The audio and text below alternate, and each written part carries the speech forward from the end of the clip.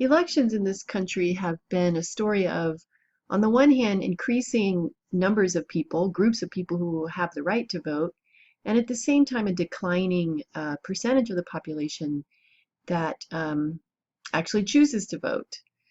So let me first just look through this list of the most important moments when we've seen the expansion of the right to vote. First off, in the Jacksonian era, as I mentioned, all white males, or most white males. In 1870, the 15th Amendment, African American males, but was blocked by things like literacy tests we've already talked about. And then in 1920, with the 19th Amendment, a doubling of the electorate. It's the biggest step. 1924, the Indian Citizenship Act, which extended the right to vote to many Native Americans. Some of them already had the right to vote. It's very complicated. Some were still blocked, but this is an important step as well. In 1965, the Voting Rights Act, which removed the blocks on the 15th Amendment, and in 1971, the 26th Amendment, 18-year-olds, right? Now, but turnout itself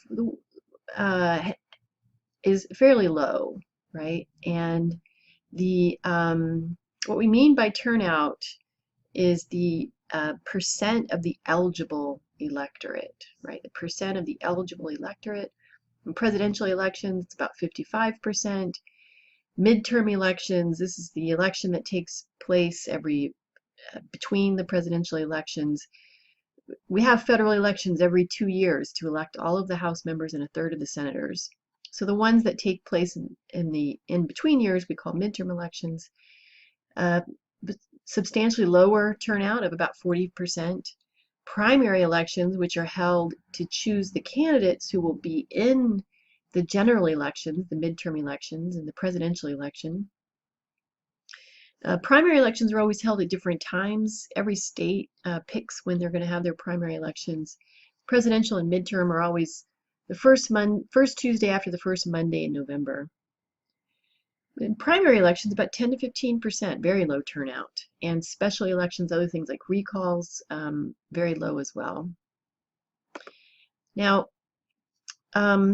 I mentioned before that primary elections can lead to polarization. So let me talk about this a little bit more.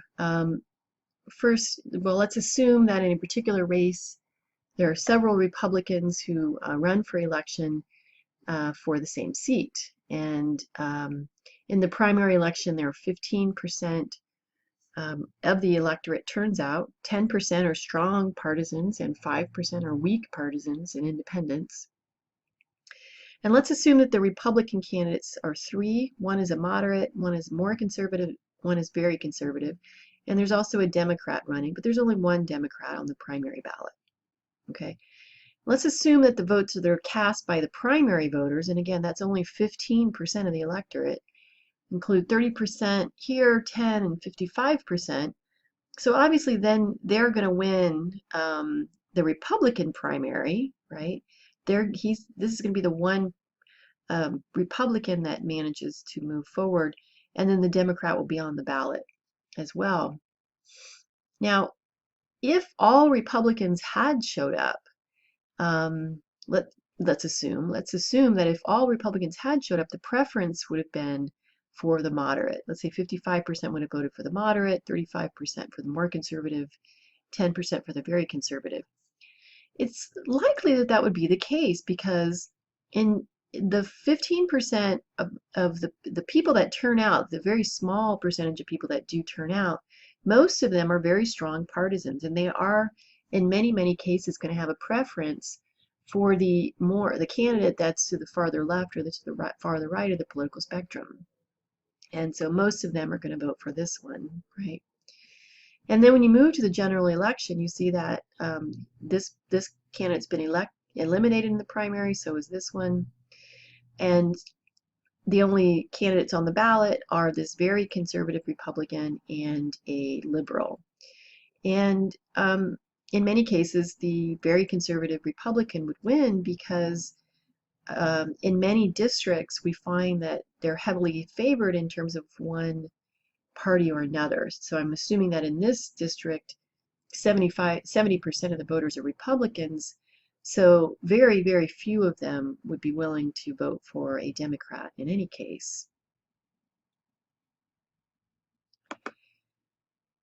Now, California, partly because of this kind of an effect, California recently adopted what's called the top two vote getter open primary, and we've had it for a couple of elections now.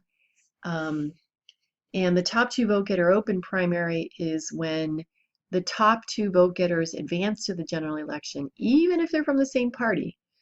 In the previous example, for instance, candidates A and C would have been the one on the general ballot. There would have been no Democrat on the general ballot, and most likely candidate A would have ended up winning. So go back to this. If you'd had a top two of open primary, top two vote getter open primary, she would have been on the ballot, and him as well. So we would have had a contest, but no, I'm sorry, said that wrong. This candidate and this candidate, so two Republicans would have been on the general election ballot, and most likely the moderate would have won because all of the Republicans turn out and the Democrats would have more of a preference for the moderate Republican than for the very conservative Republican. So we adopted this with the hope or the expectation that this might result in more moderates getting elected, and also that it would increase competition within parties in districts that are heavily one party or another. And in fact, we have seen that the last time around, for instance, there were, I think, 6 or 7 congressional races that were decided with just 2 Democrats or 2 Republicans on the general ballot. Right now, of course, the Attorney General's race in California, there are 2 Democrats in that race. Nobody else has advanced to the general election. Arguments against this approach is that it might make it more difficult. Some people have claimed that it might make it even more difficult for third parties to participate in the election cycle, because there's no guarantee of a place on the ballot just because your party ran a candidate. So it's an interesting reform. Political scientists are paying very close attention to this to see if other states want to adopt this as well. All right, so finally, let me talk about the Electoral College. Now, the Electoral College, this is the method we choose to pick the president. It's in the Constitution, right? And the way it works, sorry, I keep flipping back. The way it works is that each state gets Electoral College votes equal to the number of representatives they have in the House, plus the number of senators. So California has 53 people in the House, 2 in the Senate, so we have 55 votes. Wyoming has only 3. So in most states, all the Electoral College votes are given as a block to the winner of the popular vote. So for instance, the winner in California is a Democrat, then all 55 of our votes would be given as a block to the Democratic candidate. Now, it can happen that the winner of the popular vote does not win.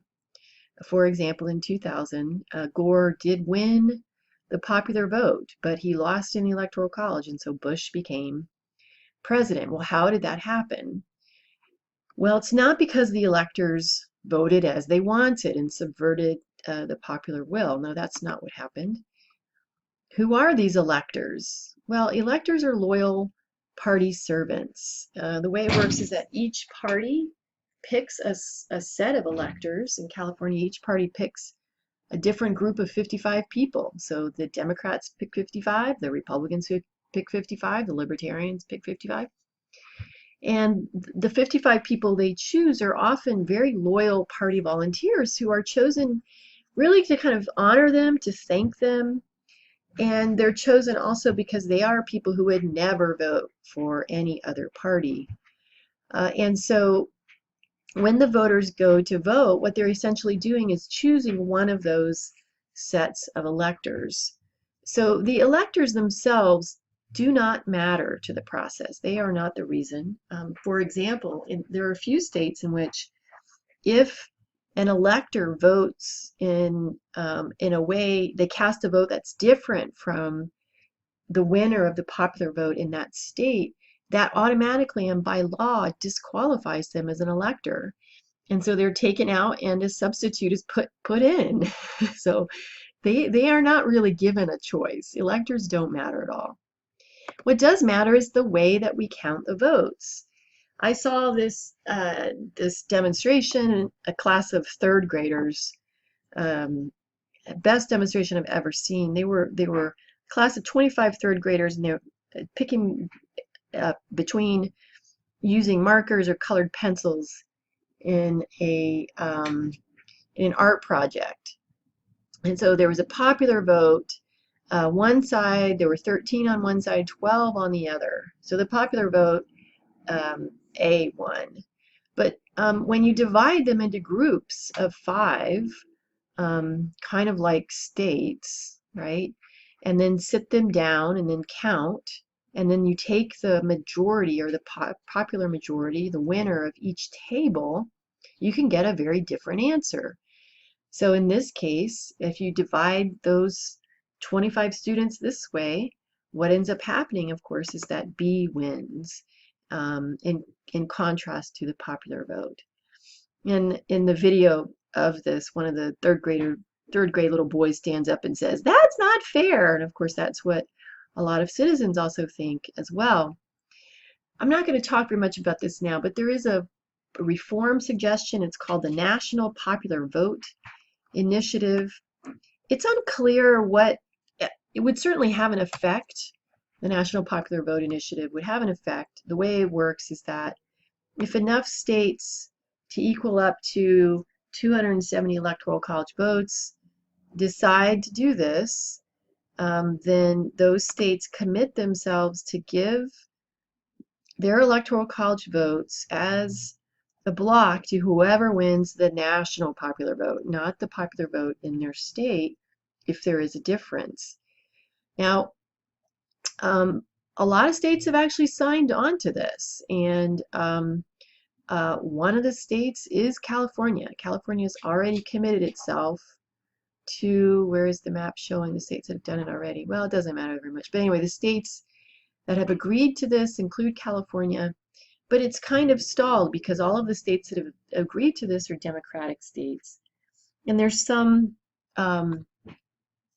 thinking that at this point in our country's history, a national popular vote would advantage the Democrats. But it's kind of unclear. Under circumstances, it would advantage one group, and in certain circumstances, it would advantage another group. And so neither party really has very much incentive to do the kind of heavy lifting that would need to be done in order to get this reform passed or to pass a constitutional amendment to change the Electoral College. And so it's not a very, it doesn't get very much attention, and the momentum is kind of stalled on the reform, but it's something that you might look into if you find it interesting.